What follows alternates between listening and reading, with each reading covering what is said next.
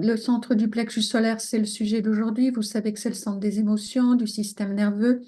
On oublie des fois que c'est le système nerveux. Le système nerveux, il est partout dans le corps, dans le corps. Mhm. Bon, on a les émotions, la passion, les sentiments, les reins, le pancréas, entre autres. Il y a aussi la vessie, mais c'est aussi le centre du potentiel de l'intelligence émotionnelle. Qu'il soit défini ou pas, le but, si on veut dire, l'objectif, si on veut atteindre la sagesse dans le plexus solaire, c'est l'intelligence émotionnelle. Donc, comme il n'a pas atteint son apogée il est toujours en évolution, ce centre du plexus solaire, c'est un processus d'essai et d'erreur qu'on fait tous, qu'on est en train tous de partager, de vivre. Comment atteindre l'intelligence émotionnelle, déjà tout seul, qu'on soit, hein, quand on est en présence de personnes d'autres, quand on est seul, mais aussi en interaction avec les autres. Hmm. Donc, on verra que c'est le comportement et la chimie intérieure du plexus solaire est assez différente lorsqu'il est défini ou lorsqu'il est non défini. Alors, ça vous donne ici le pancréas, les poumons, le système nerveux, la prostate, les reins. Oui, la prostate, c'est important aussi. Et puis, bien sûr, toute la palette des émotions. Alors, on sait que lorsque le centre est défini, la symbolique, la métaphore qu'on utilise, c'est la vague émotionnelle. De toute façon, ce centre, il carbure à la vague émotionnelle, aux émotions. C'est un moteur. N'oublions pas que c'est un moteur. Qu'il soit défini ou qu'il soit blanc, c'est toujours un moteur. Et lorsque vous l'avez défini, 50% de gens qui l'ont défini, vous savez que la vague, elle monte et elle descend tout le temps. Quand vous êtes en haut de la vague ou quand nous sommes en haut de la vague, moi j'ai le centre défini, eh bien c'est la joie, c'est-à-dire émane de notre aura, c'est l'énergétique qui émane de nous, c'est la joie. On le sent nous, mais aussi les gens autour de nous peuvent le sentir. C'est la joie, le plaisir, l'exaltation, la gaieté, toutes les choses qui vont avec cette énergétique de plaisir, de joie. Hmm. Maintenant, on sait tous que la vague, elle reste pas toujours en haut, sinon ce ne serait pas une vague, donc elle va descendre et lorsqu'elle est tout en bas, eh bien, c'est le yin et le yang, c'est-à-dire c'est le contraire de la joie, c'est le contraire du plaisir. Donc ça va être la tristesse et la douleur, avec toutes les nuances qui sont, on n'a pas le temps de parler en détail de toutes ces nuances aujourd'hui, mais si on simplifie, c'est la tristesse et voire même la douleur, le désespoir, etc. Hmm. Bien sûr, ça reste pas non plus, cette vague, elle ne reste pas coincée en bas non plus très longtemps, mais la clé, une des clés très importantes quand vous êtes émotionnellement défini, de toute façon pour tout le monde, la clé, c'est déjà, la première, c'est de comprendre, arrêtons de chercher des raisons pour les hauts et les bas de vagues. Hmm. Ce n'est pas de votre faute si vous avez des hauts et des bas de vagues. Vous n'êtes pas bipolaire, vous ne souffrez d'aucune maladie. C'est simplement une chimie intérieure. Vous êtes né avec cette chimie et vous allez avoir ces vagues qui montent et qui descendent pour le reste de votre vie. Donc, euh, tous, nous tous, 50% de gens l'ont blanc, hein, ce centre. Donc, quand ils sont tout seuls, ils n'ont pas ce phénomène de vague intérieure, hein, cette chimie intérieure qui monte et qui descend. Mais comprenez que c'est pas de la faute de votre enfant s'il est émotionnel. C'est pas de sa faute non plus s'il monte et s'il descend, ou votre compagnon ou votre compagne ou vos proches s'ils sont en train de monter et de descendre sur cette vague émotionnelle. Mhm. En fait, c'est pas facile hein, de ne pas boire la tasse quand on est émotionnellement défini. C'est-à-dire de ne pas succomber et devenir victime hein, ou se poser des questions, de croire, de se culpabiliser, etc. Donc là, si vous l'avez défini dans votre schéma corporel, le centre plexus solaire défini, c'est toujours, toujours, toujours sans exception votre autorité intérieure.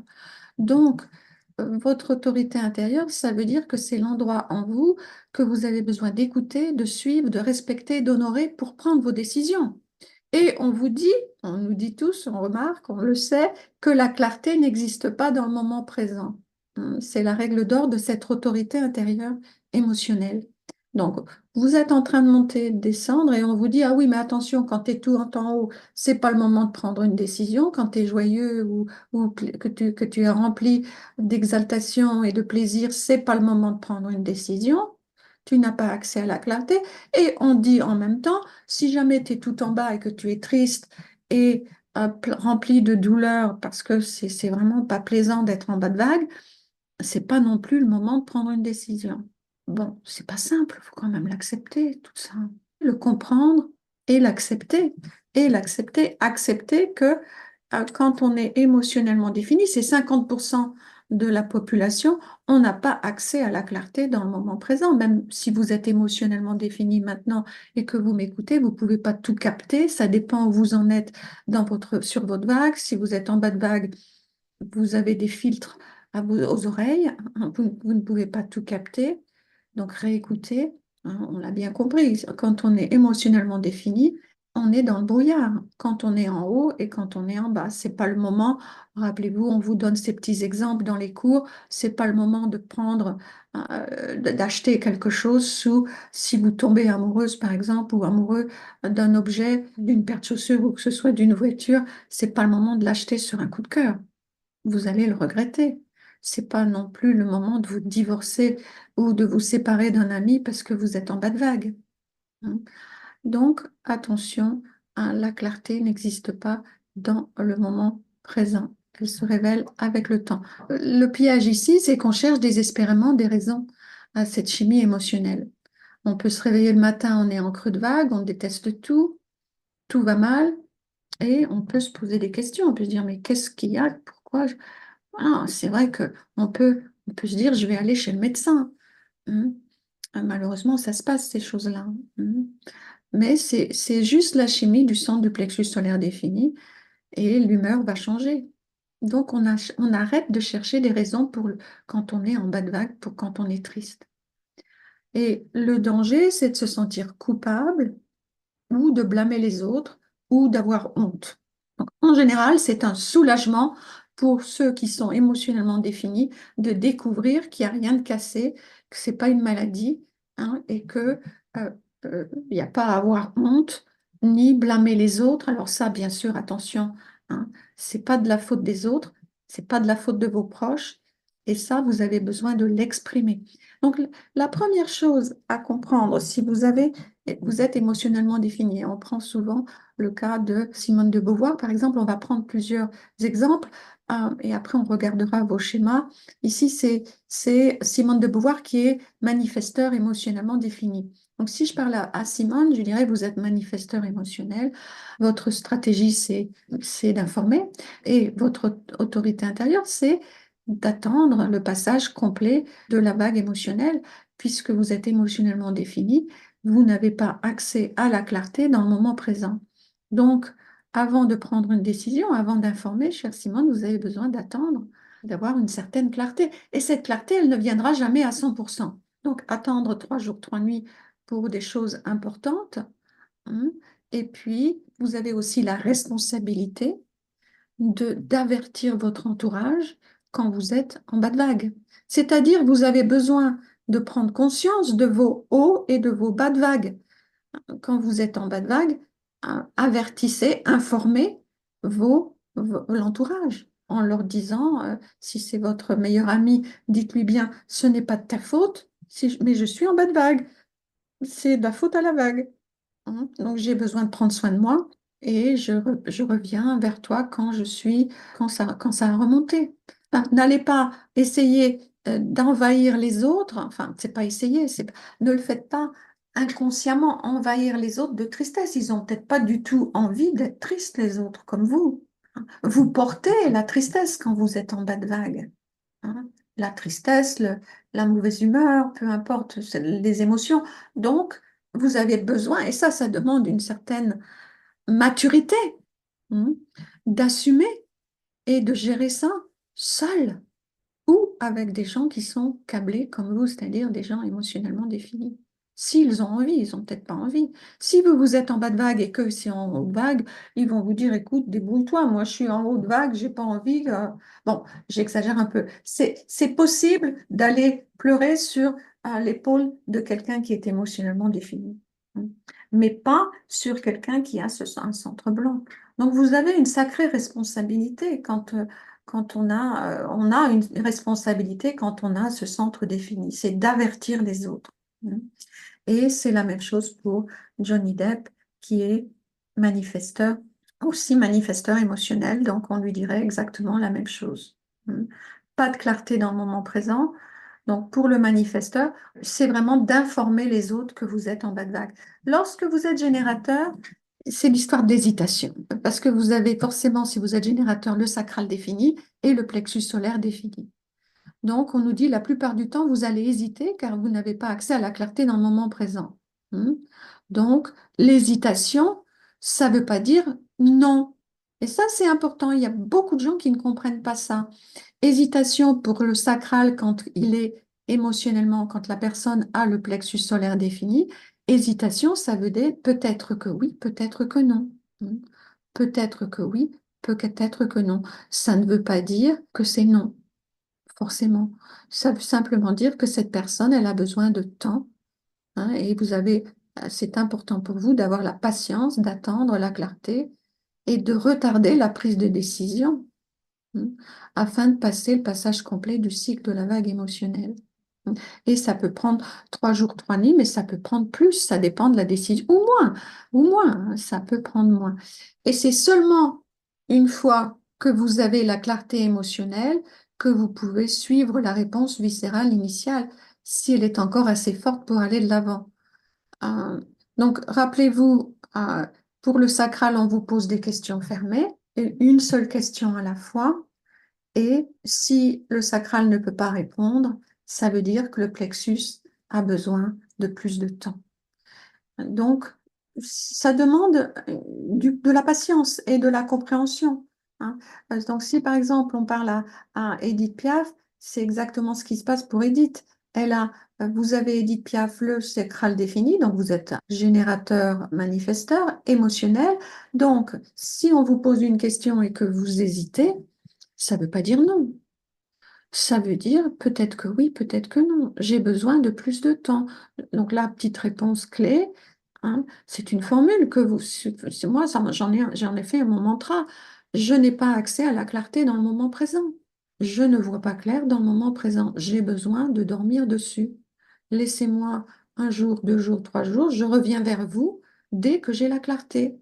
C'est tous les gens générateurs qui ont qui sont émotionnellement définis, vous avez besoin d'apprendre cette petite phrase et de la dire afin d'éviter de prendre de mauvaises décisions, hein. Je reviens vers vous dès que j'ai la clarté et votre sacral pourra répondre à ce moment-là. C'est exactement la même chose pour Jacques Brel, qui était générateur pur, mais émotionnellement défini, hein. Alors, pour le projecteur, ici on a Marilyn Monroe. Vous avez besoin d'attendre l'invitation, Marilyn. Et une fois que vous êtes invité, vous n'allez pas forcément accepter ou refuser l'invitation tout de suite. Vous avez besoin aussi de dire la petite formule que je viens d'exprimer. Je n'ai pas accès à la clarté dans le moment présent. J'ai besoin de dormir dessus, au moins une nuit, même peut-être plus. Je reviens vers vous dès que j'ai la clarté. Bon, vous pouvez dire merci, merci de m'avoir invité, merci pour cette invitation. Pour vous, quand vous savez, hein, pour ceux qui ont déjà fait des études un petit peu approfondies, vous avez bien compris que quand le plexus solaire est défini et que le centre splénique est blanc, la spontanéité, c'est du poison. Donc, pour Marilyn, la spontanéité, c'est du poison. Mhm. Donc, prenez votre temps, laissez-vous désirer et quand vous êtes en bas de vague, avertissez vos proches que c'est pas de leur faute. Mhm. Hein, Prenez, soyez consciente à ce niveau-là, c'est votre responsabilité. Maintenant, on a 50% de gens qui ont le centre blanc. Et ici, la symbolique, c'est le lac paisible, le lac miroir où se reflètent, comme on voit ici, les nuages, on voit, puis les arbres à côté qui sont au bord du lac. Vous êtes 50% de personnes à avoir cette symbolique. Donc, quand vous êtes seul, c'est ce qui se passe. C'est la fonction idéale de ce centre, c'est d'être un lac miroir. Malheureusement, vous savez tous que on ne nous apprend pas à gérer cette fonction miroir, on ne nous dit pas comment ça marche. Et dès qu'il y a un automatisme, lorsque ce centre est blanc, c'est qu'il amplifie, hein, à 200% la personne, l'émotion de la personne qui s'approche de lui. Donc, si par exemple la personne qui s'approche de lui est émotionnellement définie et qu'elle est en bas de vague, elle est triste, il y aura une amplification de la tristesse, une déformation, une réaction exagérée. Bon, qu'est-ce que ça va être la déformation? Bon, l'amplification à 200%, on éponge. On va dire, ah tiens, elle est triste, c'est de ma faute. C'est de ma faute. Mhm. Et donc, on va se culpabiliser et vous allez croire que c'est de votre faute si quelqu'un est triste à côté de vous et que vous avez épongé cette tristesse et vous l'avez amplifiée. Donc, il y a forcément un malentendu. Et ce malentendu, il existe depuis votre plus jeune, tendre enfance. Vous avez toujours cru que c'était de votre faute si maman, papa, vos amis, vos proches, vos frères, vos sœurs étaient tristes. Vous avez donc besoin d'aller visiter cette chose-là et de guérir cette blessure, enfin une tendance qui peut porter des conséquences dans votre vie d'adulte. Hein. Ce n'a jamais été de votre faute, donc vous avez besoin vraiment de vous imprégner moi j'en ferai un mantra, ce n'est pas de ma faute si les gens sont tristes autour de moi ou font la gueule ou sont de mauvaise humeur. Ça n'a jamais été de ma faute et ça ne sera jamais de votre faute. Hein. Donc déjà, assurez-vous de bien comprendre ça. Et l'autre chose, c'est dans la sagesse, eh bien, c'est d'arriver à, à maîtriser cette amplification, à réussir. Et ça, vous pouvez le faire avec conscience. Ça ne se fait pas tout seul. Ça demande une prise de conscience. C'est de mettre la fonction miroir dès que vous entrez en contact de quelqu'un.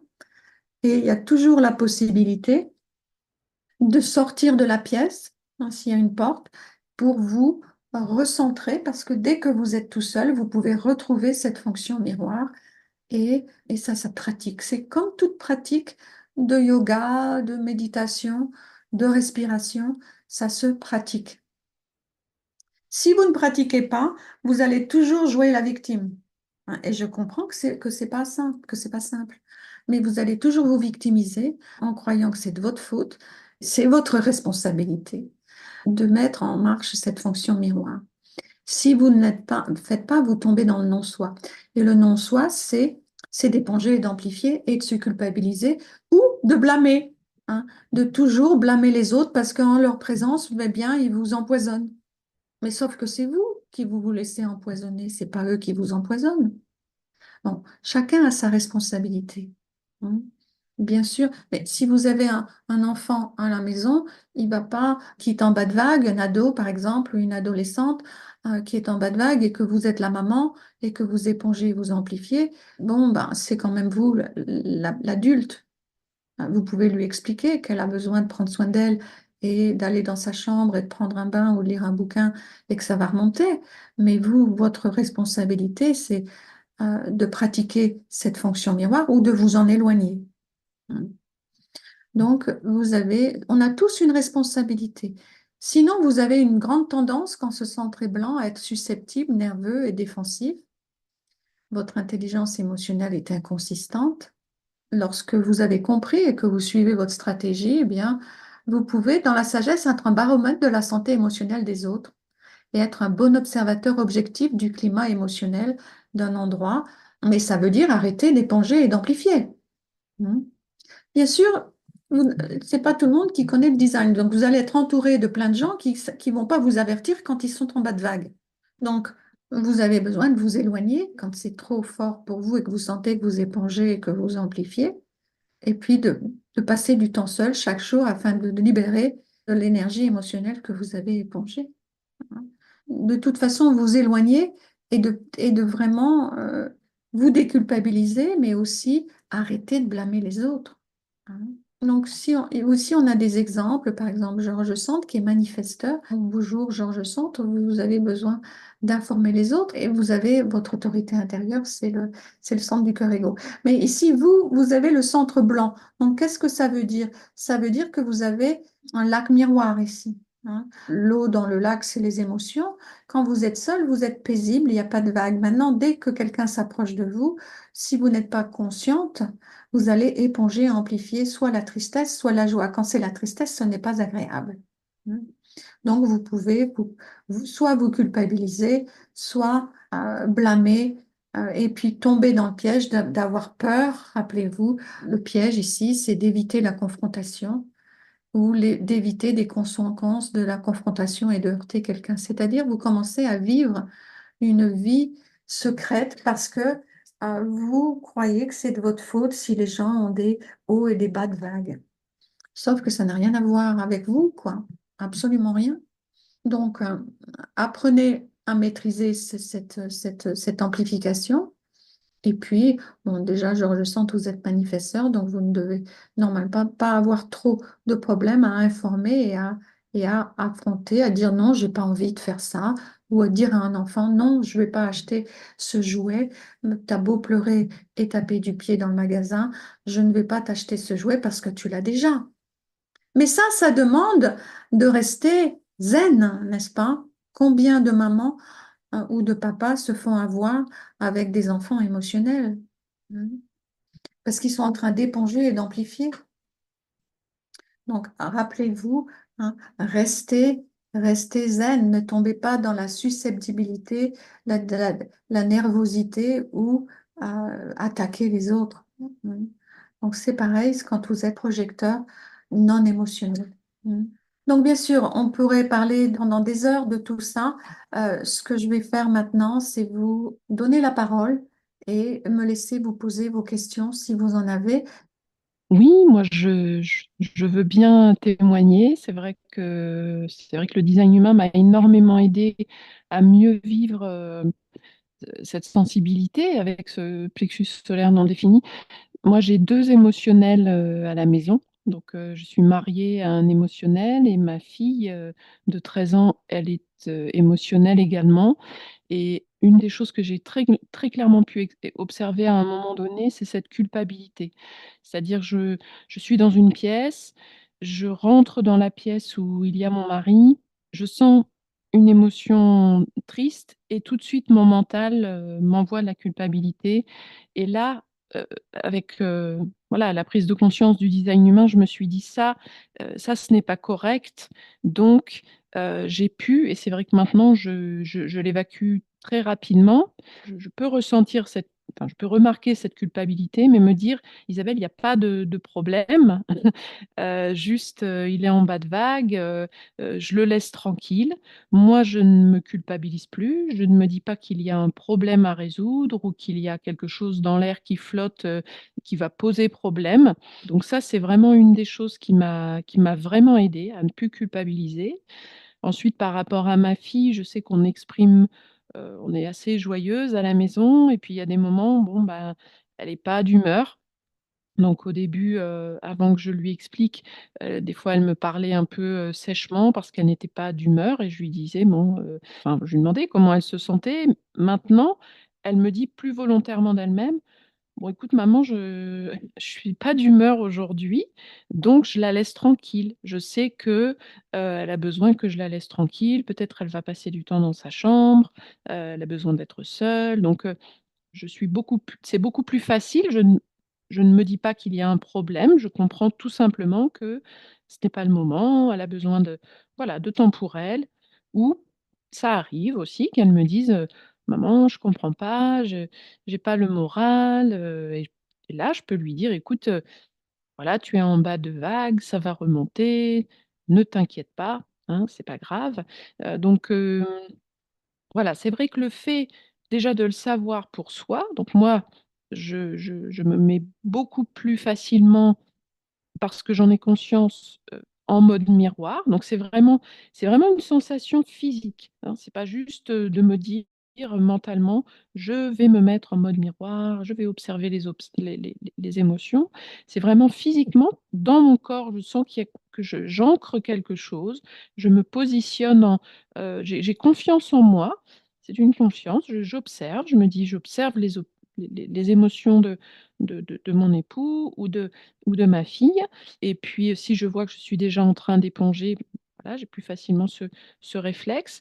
Mais c'est vrai que de le savoir, ça permet d'exprimer plus facilement les choses en famille, à la maison, de simplifier la communication.